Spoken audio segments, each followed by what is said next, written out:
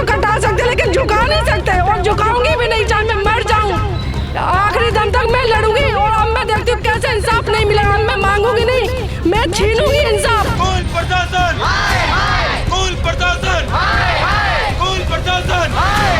हम यहाँ से उठेंगे नहीं, और ये धरना अगर हमारे को कहीं भी लेके जाना पड़ेगा तो हम लेके जाएंगे।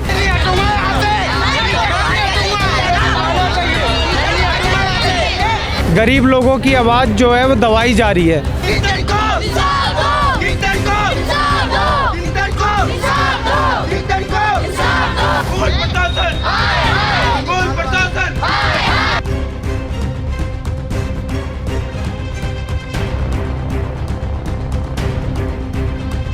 आज 1 फरवरी 2024 यानी कि किंतन की मौत को पूरे 13 दिन हो चुके हैं, और अभी तक जो स्थिति बनी हुई है वो उस पर हमारी पूरी नज़र है।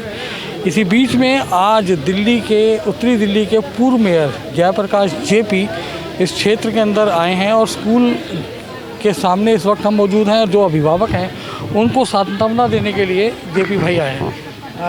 जेपी भाई, एक तो पहले पूरे मामले के बारे में आप क्या कहेंगे, और आपकी नज़र में प्राइमा फेसी पे पूरा क्या मामला बन रहा है? देखिए, बड़ा दुख का विषय है कि जो सरकार जगह जगह सीसीटीवी कैमरे का रोना रोती है, उनके अपने स्कूल के अंदर सीसीटीवी कैमरे नहीं है, और उनके स्कूल के अंदर बच्चे को जहाँ शिक्षा मिलनी चाहिए वहाँ पे बच्चे आपस में लड़ रहे हैं और बच्चों की पिटाई हो रही है और उनकी दुखद मौत हो रही है। कहाँ सो रहा है दिल्ली सरकार का प्रशासन, कहाँ सो रही है केजरीवाल सरकार, कहाँ सो रही है आतिशी जी, जो जगह जगह स्कूल मॉडल, शिक्षा मॉडल का शोर मचाती हैं। और हमारे बच्चे की 11 जनवरी को पिटाई हुई, 20 जनवरी को दुखद मौत हुई, आज तक कोई कार्रवाई नहीं हुई। मैं चेतावनी देना चाहता हूँ दिल्ली सरकार के प्रशासन को भी और पुलिस को भी, अगर समय रहते उन्होंने कार्रवाई नहीं की, हमारे को 12-1 बजे तक का आश्वासन दिया गया, हम यहाँ से उठेंगे नहीं, और ये धरना अगर हमारे को कहीं भी लेके जाना पड़ेगा तो हम लेके जाएंगे। लेकिन किंतन को न्याय मिलना चाहिए, उनके माँ बाप को और क्षेत्र के लोगों को न्याय पे भरोसा होना चाहिए। देश कानून से चलता है, संविधान से चलता है, और कानून में सबके समान अधिकार हैं। कोई अमीर कोई गरीब नहीं है, कोई छोटा नहीं कोई बड़ा नहीं है, कानून सबके लिए बराबर है। इसलिए मैं चेतावनी देना चाहता हूँ स्कूल प्रशासन को, जितने भी लोग इसमें इन्वॉल्व हैं उनको तुरंत सस्पेंड किया जाए, उनको नौकरी से हटाया जाए, ताकि उनको सबक मिल सके और आगे किसी माँ को अपने किंतन को ना गंवाना पड़े। इसी बीच में हमारे साथ क्षेत्र की पूर्व निगम प्रत्याशी कविता जी हैं। कविता जी, ये मामला बहुत अपने आप में बहुत चिंता का विषय है, क्षेत्र के अंदर इस स्कूल के ऐसे हालात होना। सबसे बड़ी बात ये है कि यहाँ पर बच्चे इतने डरे हुए हैं, स्कूल आना ही नहीं चाहते अब, क्योंकि बाहर के आज के टाइम में कोई कोरोना नहीं फैला हुआ, लेकिन कुछ गुंडा छाप जो बच्चे हैं यहाँ पर बड़ी क्लास के, वो मुंह में मास्क लगा के रखते हैं। क्या ये टीचरों को दिखाई नहीं देता? टीचर को मालूम होना चाहिए कि बाथरूम में जहाँ पे बच्चे जाते हैं, छोटे बच्चे जाते हैं, उनको मोलेस्ट किया जाता है, और बहुत सारे बच्चों की ये शिकायत है, लेकिन कभी भी स्कूल ने उस पर ध्यान नहीं दिया।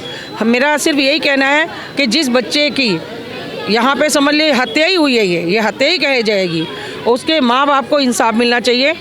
आज केजरीवाल सरकार ने एक बार भी इस पर संज्ञान नहीं लिया, क्षेत्र का विधायक एक बार भी नहीं आया, कम से कम एक बार दर्द ही पूछ लेता आकर, लेकिन नहीं पूछा।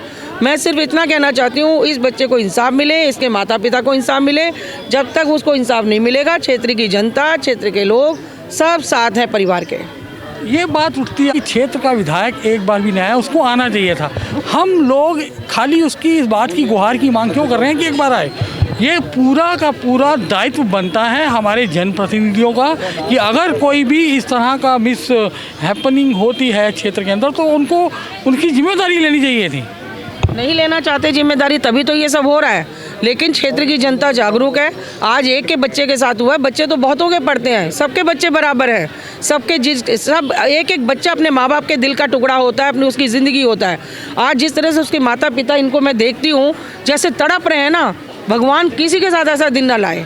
और बहुत जल्दी अगर नहीं इन्होंने इसको संज्ञान लिया तो हमारा जितना भी परिवार के साथ पूरी पब्लिक है, हम इंसाफ दिला के रहेंगे। विशंबर जी, आप क्या कहेंगे पूरे मामले में? जी, बहुत ही संगीन मामला है ये, और आपके चैनल के माध्यम से बताना चाह रहा हूँ कि यहाँ पे बच्चों का जो 9वीं 10वीं क्लास के बच्चे हैं, वो छोटे बच्चों का 6ठी 7वीं बच्चों का एक कुछ हथियार टाइप दिखा के उनका शोषण करते हैं बाथरूम में।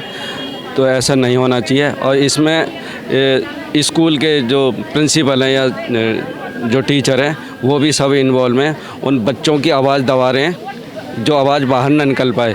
तो ये बहुत ही पेचीदा मामला है, बहुत ही संगीन मामला है, ऐसा नहीं होना चाहिए। आज जस्टिस फॉर किंतन एक मुहिम बन चुकी है और ये मुहिम को चालू किया था किंतन के पिता राहुल ने और किंतन की माता ने। मैं आपको बताना चाहूँगा कि आज सुबह से ही यहाँ पर स्कूल के बाहर प्रदर्शन किया गया, सारे अभिभावक आए और सारे बच्चे आए और भारी बारिश के बाद भी ये लोग यहाँ पर टिके रहे।